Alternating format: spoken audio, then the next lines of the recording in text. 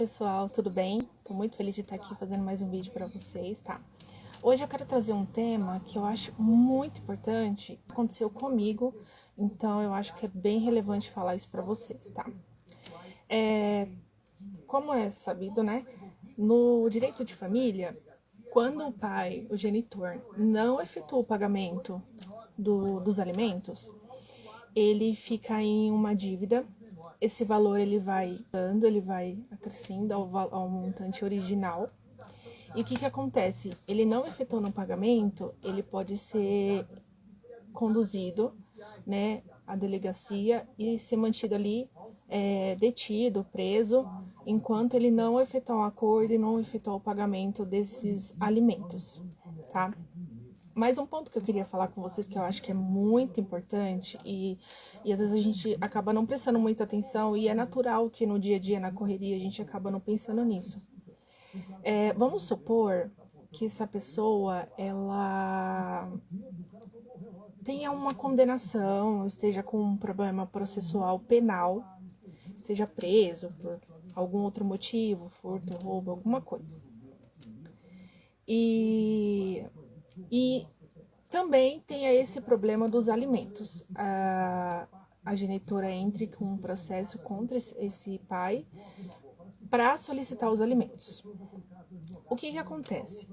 A gente está falando de dois direitos diferentes que acabam entrando em conflito. Então, quando existe um direito e não se comunicam diretamente, então quando existe um conflito penal, por exemplo, ele está detido, né, preso por algum motivo, ele já está cumprindo uma pena. No cumprimento dessa pena, o que pode acontecer se a genitora entrar com um processo de alimentos e ele for condenado ao pagamento dos alimentos? E ele não efetuou esse pagamento, ou por algum motivo ele não estava pagando já os alimentos, enfim, não paga os alimentos. Vamos colocar assim. O que vai acontecer? Das duas, uma. Ou ele vai ter a pena dele acrescida, né? Ou então, se ele estiver para sair, né, semi-aberto, ou pagar a fiança, alguma coisa do tipo, né? Enfim, a gente colocando aqui um exemplo. O que vai acontecer? Ele vai retornar para a cadeia, ele vai ficar preso novamente, só que dessa vez por conta dos alimentos devidos, porque no Brasil a única questão aqui que dá realmente uma prisão ou é uma questão penal ou alimentos, né? A gente sabe que é algo que funciona bastante. Então, nós precisamos prestar atenção nesse ponto. O que acontece? São dois direitos que vão entrar em conflito e às vezes acaba prejudicando o cliente. Então, se você não tomar cuidado, ele pode perder o semi aberto dele, ele pode voltar para prisão, ele pode ser prejudicado, mas lembrando que nada disso isenta o genitor de pagar os alimentos. Ele ainda tem que pagar os alimentos, ele ainda tem que fazer o acordo, pagar os alimentos direitinho, mensalmente, bonitinho. Não é porque ele vai ser preso que ele vai cumprir a parte dele lá e não vai ter que pagar nada, não é. Os valores são devidos, tá? Então, eu queria trazer isso para vocês porque foi algo que me chamou bastante atenção essa semana, né? Referente a uma situação que eu vi. E eu acho que cabe aqui dizer a respeito, né? Tomar cuidado nessa questão quando um direito ele entrelaça o outro direito, porque às vezes o teu cliente tem um advogado que trabalha para ele na questão penal, mas você está trabalhando para ele na questão de família. Então, de repente, se você não parar para analisar essas duas situações, pode prejudicar o cliente ao invés de ajudar, né? Então a gente precisa prestar bastante atenção nesse ponto de se caso seja solicitada a condenação do cliente por conta dos alimentos, a gente precisa entender que isso vai interferir no processo penal dele, porque apesar de serem direitos diferentes, mas a gente está falando de uma questão de prisão. Ele está preso ou ele vai ser preso, então a gente está mexendo na pena dele.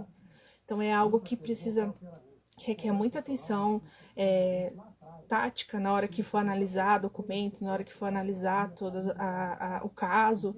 A gente e o cliente tiver com um processo já em andamento, a gente prestar bastante atenção nessa questão de será que o outro direito que já está em curso não vai entrar em conflito com esse direito que ele está querendo pleitear? Será que vai prejudicar? E até que ponto eu posso ir? Como eu posso ir, né? E quais direitos eu posso defender sem que eu prejudique o meu cliente nos outros direitos dele que estão sendo defendidos, né?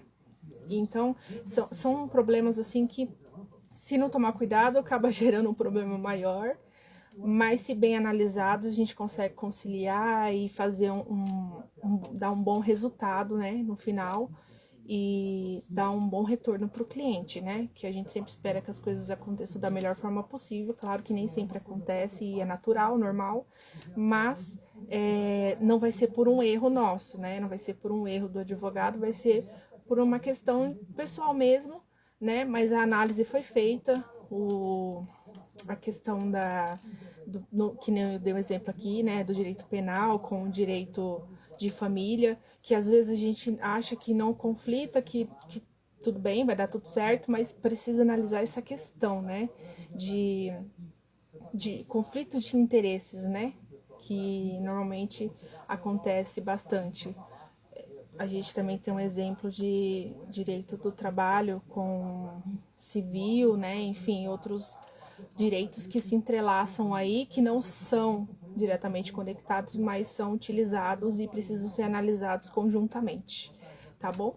É isso que eu queria deixar aqui para vocês, uma dica básica, tranquila, mas que pode salvar sua vida no dia a dia.